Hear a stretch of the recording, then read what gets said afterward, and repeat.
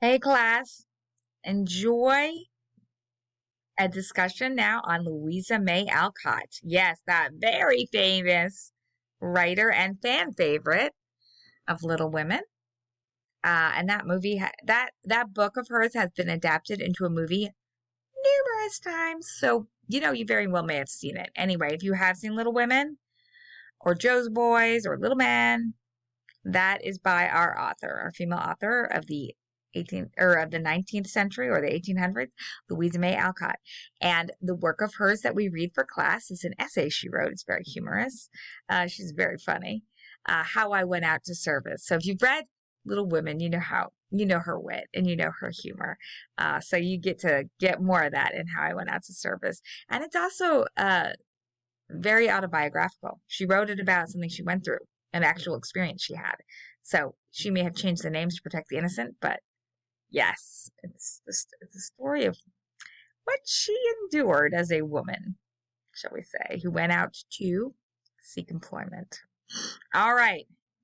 Heaven forbid, right? In the 1800s. But it did. So if you look at the lecture, the written out lecture, we have a photo, another actual photo of Louisa May Alcott. You can see what she looked like, how she did her hair, a little bit of her clothing, not much, but still really fun to have an actual picture to connect what we're reading about with. All right, so the written out lecture also has web links. The official residence of Louisa May Alcott has its own website, that talks a lot about her and shows a picture of where she grew up and all of that.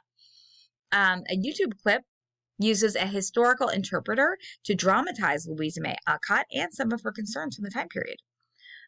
Then we've got a website with, biographical and literary information if you'd like to know more about Louisa May Alcott and her works. We got a couple of those. And then there is an essay, actually a hyperlink of an essay written by Louisa May Alcott satirizing her life on a utopian commune. And it's based on her family's experience living on a utopian commune called Fruitlands. So that's kind of fun to read too. Yeah, imagine living on a utopian commune, and she did. Yeah, she was very much associated with that transcendental movement and the movement for like a utopian society where people were good and everybody worked for the common good of humanity. That was the idea behind these utopian communities, that people could live in harmony and could work towards the common good, and everyone could be equal, and we could all share, from each his or her own to each his or her own. All right, interestingly, because Louisa May Alcott's works are in the public domain because she wrote them so long ago, you can find them all online. So I give you a hyperlink to those too. So if you want to read more by Louisa May Alcott, you can read them. You can read Little Women, Little Men, Joe's Boys, all of her books or essays. And then I included an IMDb link to the numerous film adaptations of Louisa May Alcott's beloved literary works. As I mentioned, Little Women, Little Men, Joe's Boys. Yeah. All right, so Louisa May Alcott, she was an American, and she lived in the United States. She was born and raised she was born in Pennsylvania in 1832 and raised in New England. She lived till 1888, till about 55 years of age. Her father was the famous transcendentalist thinker Bronson Alcott. I mentioned earlier when we were studying Margaret Fuller that, Margaret Fuller ran in those circles of the transcendentalists, as did Louisa May Alcott, because her father was a transcendentalist. So Louisa May Alcott was very lucky in that she was taught by and associated with that whole transcendentalist circle of Henry David Thoreau, Ralph Waldo Emerson, Nathaniel Hawthorne, Margaret Fuller, and her dad, Bronson Alcott. Pretty cool.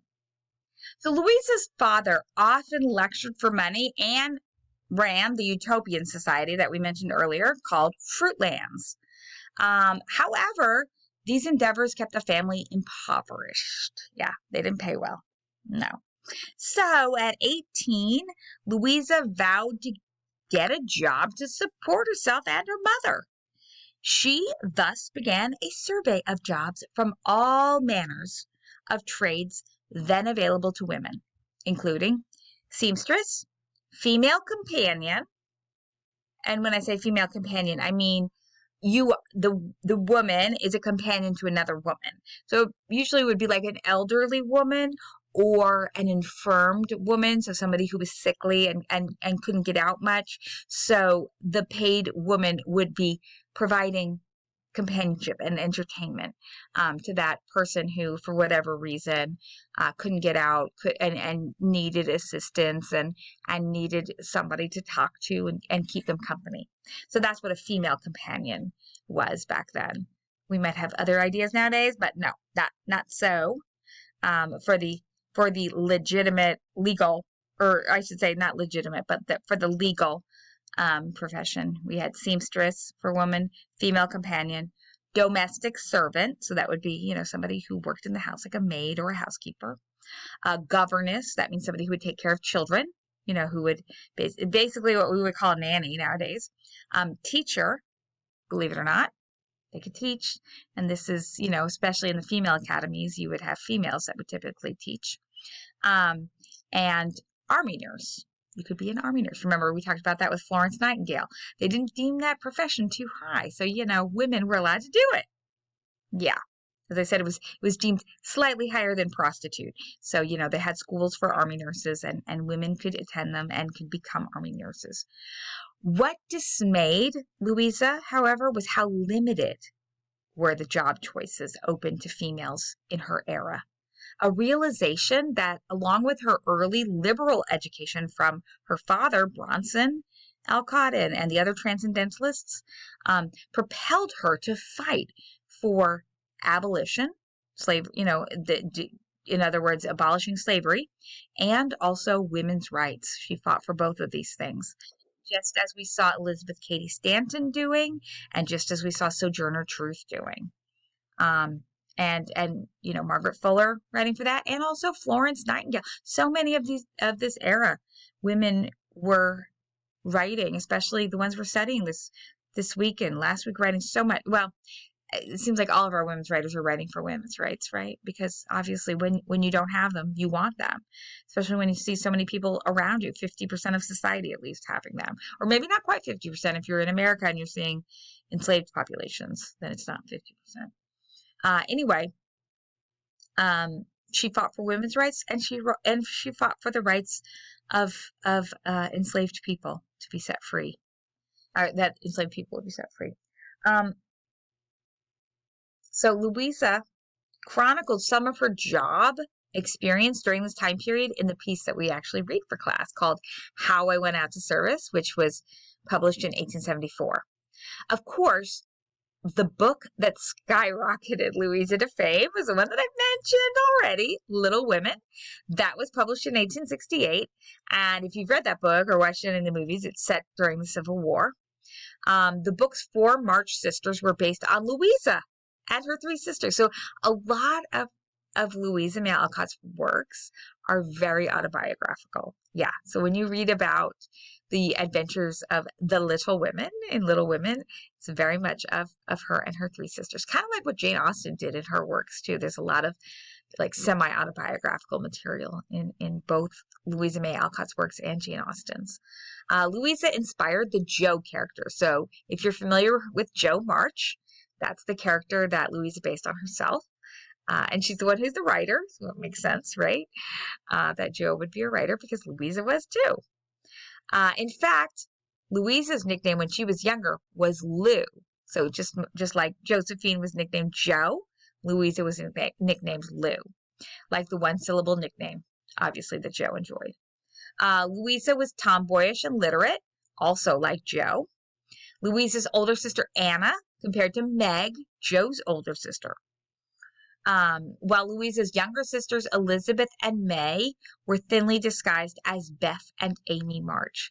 Sadly, Louisa's younger sister later died of complications from childbirth, but Louisa had some joy back in her life when she adopted the little girl that her sister had birthed, which was very sweet.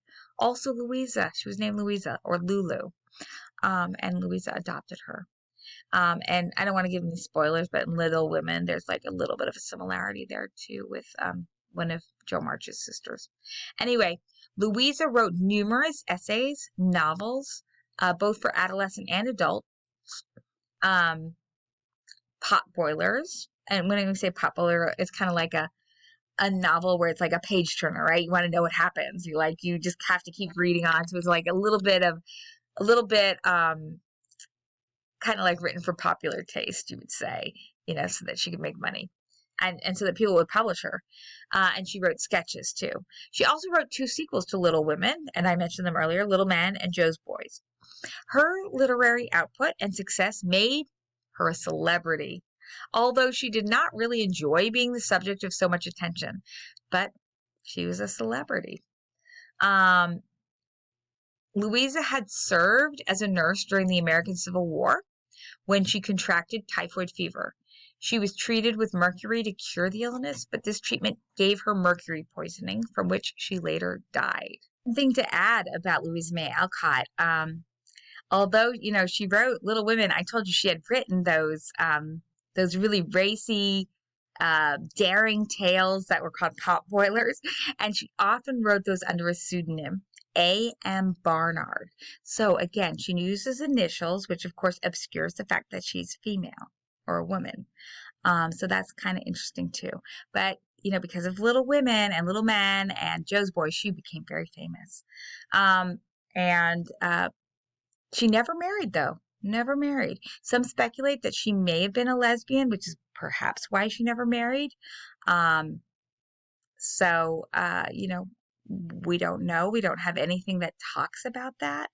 Her father was quite a free thinker. As I said, he was a transcendentalist, and so were so many of her circle. Emerson, Thoreau. Her mother's friends were some of her mother's friends included Lucretia Mott, who's that famous women's rights activist. She met Frederick Douglass, the very famous former escaped enslaved person, Frederick Douglass.